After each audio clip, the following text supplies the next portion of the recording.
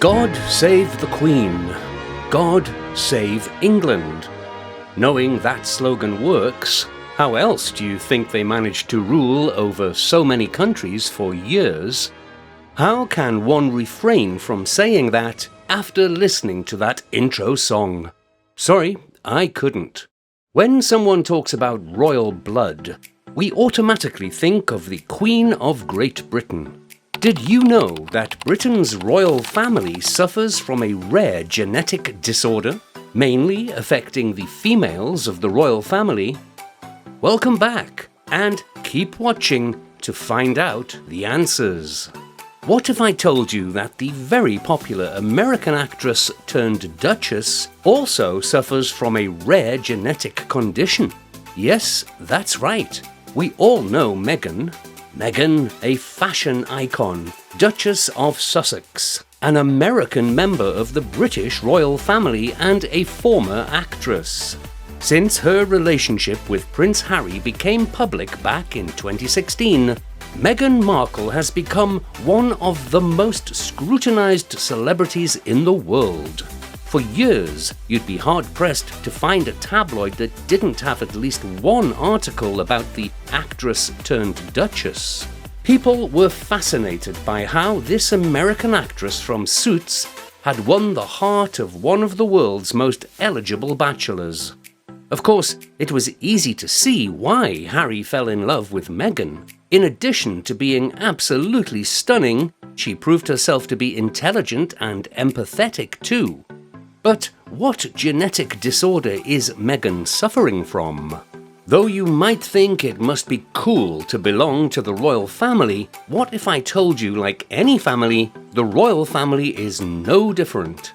There are a lot of rules the members of the royal family have to follow, but the only difference is the rules are followed very strictly.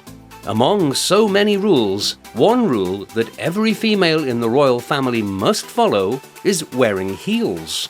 But that's such a sad rule for Meghan with her medical condition. Do you want to know why? What's the medical condition I'm talking about? Well, I think I've pulled it long enough, so time to reveal it. Keep watching. This means their joints are very flexible, and it's hard for this condition to go undiagnosed, even though it causes no pain or impairment. Many people have never heard of joint hypermobility, a very simple yet rare syndrome. Don't worry, that's why we are here. We tell you what others don't bother talking about. Like, share, and subscribe, always to stay updated. So what's wrong with a person suffering from this condition? Nothing, actually. I mean, nothing major, at least. Everyone has this one protein in their bodies called collagen, which forms up the ligaments and connective tissues which hold the joints of your body together. So all of the different joints in your body, the hinge joint, the ball and socket joints, the pivot joints, etc., etc., are all held up in place by these connective tissues. And anything to do with these connective tissues, like malformation or lack of collagen, can cause your joints to move more than its normal range. And that's joint laxity, or joint hypermobility for you. It just makes you flexible. So what? What's the problem then? To know why a little extra flexibility is considered a medical condition, we need to know more about it and why it's called a syndrome. I'll take you step by step through it all. Just stay tuned, alright?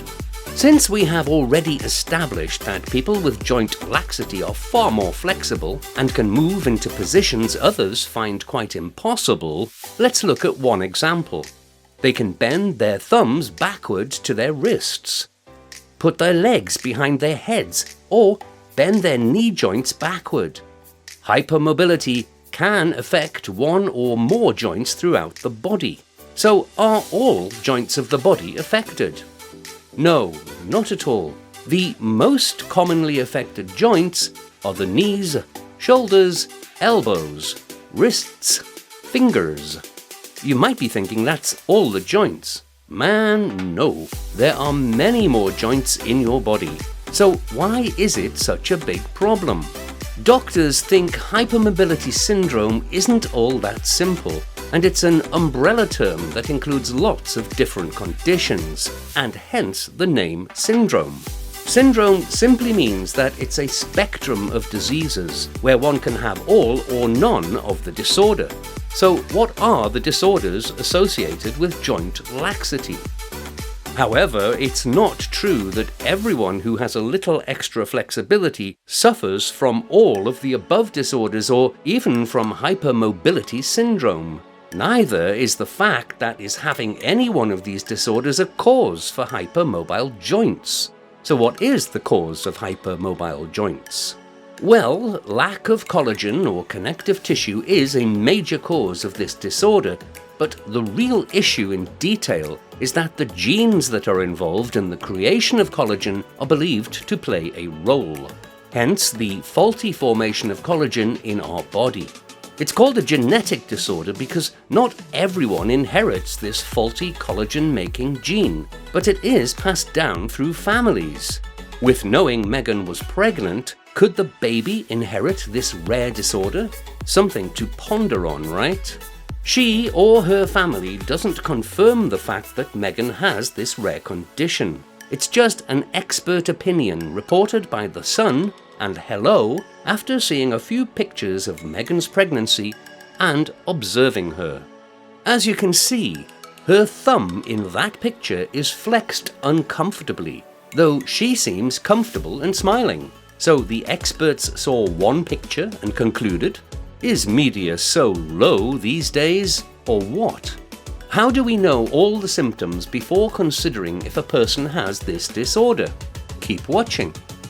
Not everyone suffering from the syndrome will face all of the above, or even a few of the above-mentioned symptoms. Only experts can help in diagnosing if one has this syndrome or not. So how do experts find out? What are the tests? Your doctor may perform a physical exam to see the range of motion in your joints. They may also order blood tests to check for possible genetic conditions.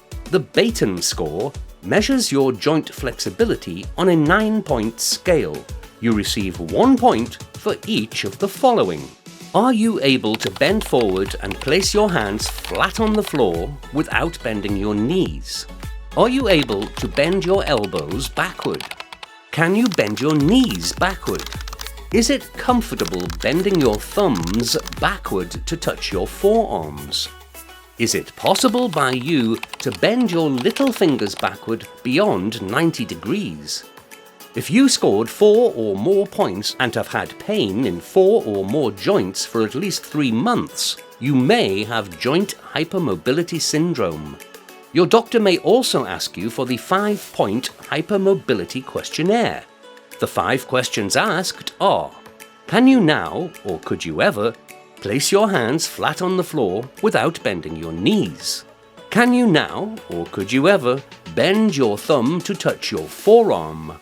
As a child, did you amuse your friends by contorting your body into strange shapes? Or could you do the splits? As a child or teenager, did your shoulder or kneecap dislocate on more than one occasion? Do you consider yourself double-jointed or really flexible?